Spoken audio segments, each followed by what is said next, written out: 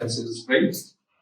Whenever you are writing anything, whenever you are mentioning anything, or particularly if you're writing an essay, if you're writing in the exams, or you're completely speaking here to a formal audience, to your class fellows, among teachers, if you're presenting, for example. So that speaking is also called academic speaking, and this type of writing is called academic. Now, since our course is research, and we'll be conducting research as well, so most of the students here will conduct studies as well. So whenever you're writing anything, I mean, your introduction, you're writing your literature review, you're writing your analysis, research methodology, you're giving your findings, for example, right? So all that what you write is called academic writing. So in academic writing, you should give references whenever you write something, and that something is not yours. Fine? So you should tell whose writing is this. And by doing so, what actually happens, remember these words very carefully, whenever you do so, you become part of the international academic community. I mean, something I'm writing, it's not mine. I've taken it, let's say, from Faisal, I've taken it from Nashra, I've taken it from any XYZ. When I write it and I don't refer to, so that is called plagiarism. Yes. That is called cheating, piracy. And these days, I tell you, there was a time when we used to have kind of property. Property means plots, land, and all that. Yes, that has worth. But these days, what is more important is your intellectual property, your ideas. I remember in one of the Pakistan newspapers, I saw a cartoon. There was a person, he was running like this with something, a thesis or a book, and somebody in the lab was saying, "It's my idea." So he was taking, most of the times, whenever you're listening to your teachers, whenever you're listening to your peers, your fellows, a lot of ideas come to your mind. I mean, you want to plan an idea regarding your research, and you are unable to problematize something, you are unable to find out what actually the topic you should take. So what happens? You can't do that. But one of your friends, one of your fellows, or teachers, for example, one of your teachers, they give you an idea. You take the idea and you start writing on that. So I think it is unethical. Whenever you are conducting study, you have certain ethics. And you must follow those ethics.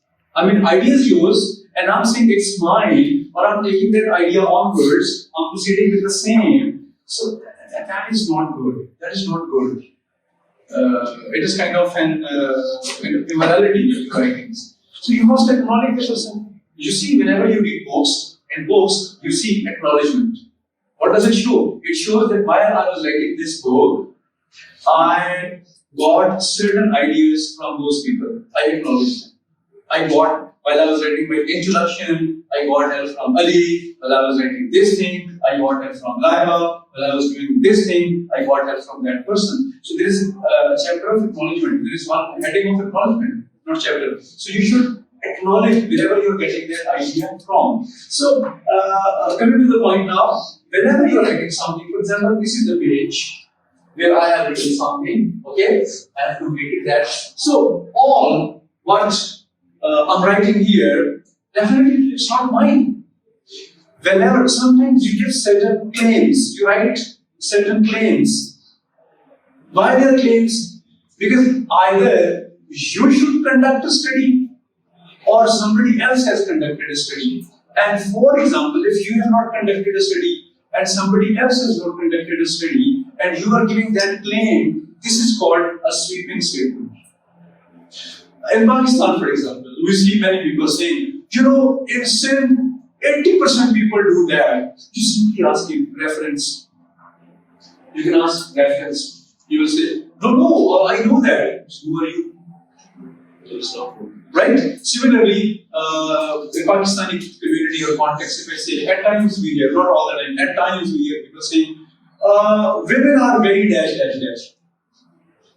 How do you say so? Did you conduct a study on that particular topic? And if you haven't conducted a study, why can you claim things like that? You must refer to. Or there are certain other things, for example, in our society, you say, oh, the black cat was there, it means no, it's a failure, it's a sign of failure.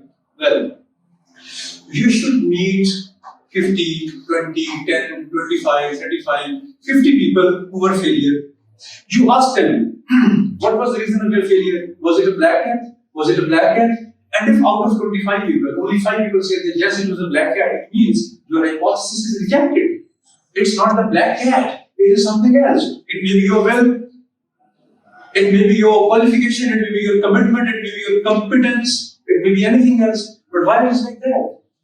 Similarly, we have a lot of feminist or patriarchal ideas too.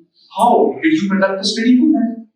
We say, for example, smoking causes cancer. Let's meet patients, cancer patients. Let's ask them, did they used to smoke? And if not, so these are the claims. We need to conduct a study. We need to be certain experts. And if not, if we don't do like that, it means we are following a lot of sweeping statements. We are in a habit of giving sweeping statements. One thing more, clearly, you might be seeing certain, hadiths and all that.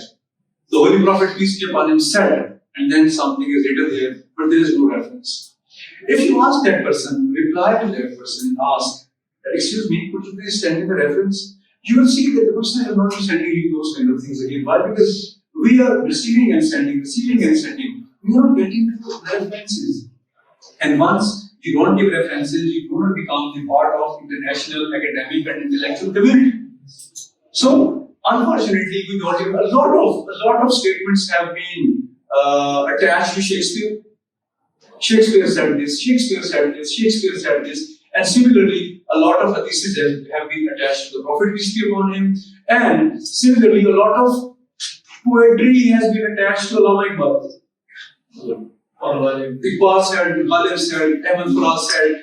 The question is, we need to give references, being the students of research, from now onwards, if we are getting a statement, wherever there is a claim, if somebody is giving an evidence concretely, for example, saying 40% people in Pakistan do this, ask him the reference.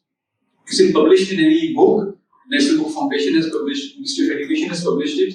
Where is it published? And if it is published, who are you?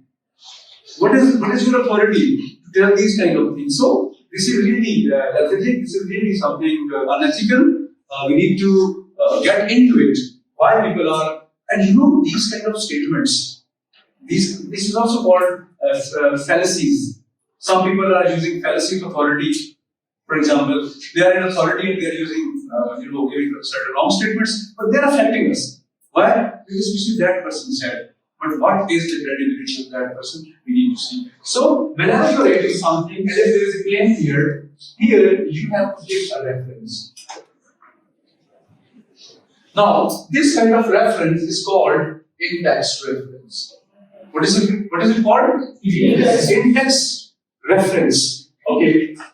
So, how to give in-text reference? Usually, when you read certain things, articles, synopses, books, theses, right? So you see, for example, somebody has written, we have, let's say, witnessed that people, or you can say we have read, you can say that people are used to doing this. Now this is a claim. You need to tell who has done this study. Where have you read?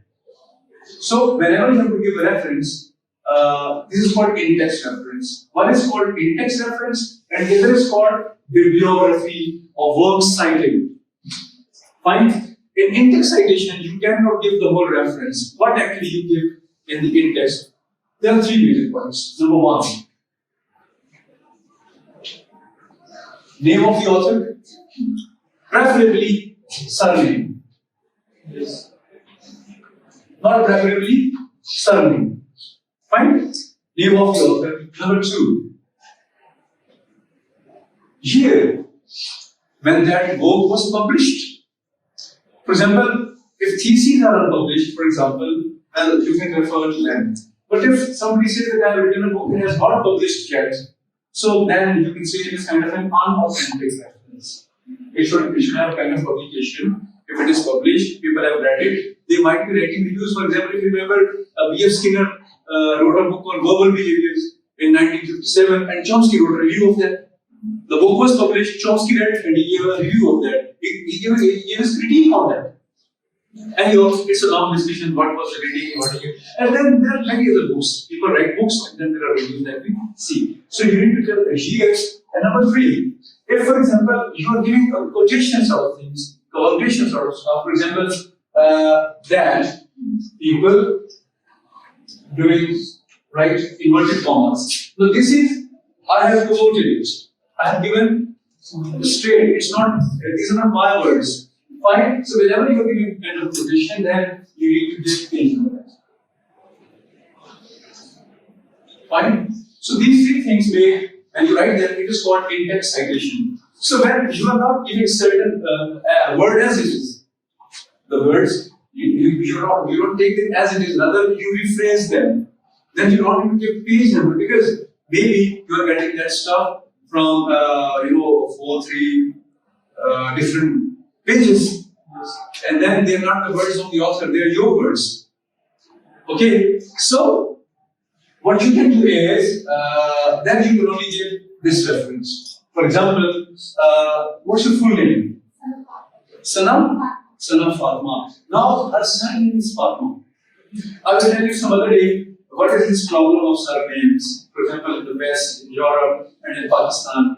In Pakistan, we never call people with their surnames. We call with a name that eases us. Yes. Sometimes we call people with first name, sometimes with second name. And majority of Pakistani people, they have only 2 names. They don't have a middle name at times, right? And usually the last name, or second name, or third name, it's not their surname, it's not their tribe name, it's not their caste, rather it is a favorite. At times, those they are having their father's name. Fine, anyhow. So Sana Fatma. So we write here Fatma. Then we give a comma. It's APA style. There are different styles. We'll be discussing them in the next class. Chicago style is there, APA style is there, MLA style is there, Harvard is there, right? And so on. Fatma, for example, 2020. It means I have taken this from Fatma, and she wrote that book in 2021. And since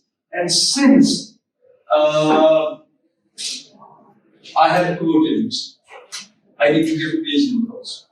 So then I will be writing, let's say P.107 and write. One style is you give reference at the end. Second is you make his name. For example, you can say we have read that as Fatma 2020 mentions. Okay, mentions or mentioned. Then commas people are used to doing, right? And here then you want to edit this, you will write page 107. What the point? And if, for example, you are not giving kind of quotations only, Fatma 2020 cycle, you are not mentioning the page number, and then now, if you want to see, for example, if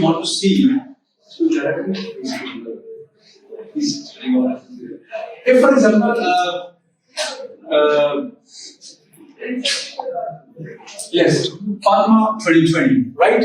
Now, we want to see how Fatma has published it, where Fatma has published it. We go to the last page.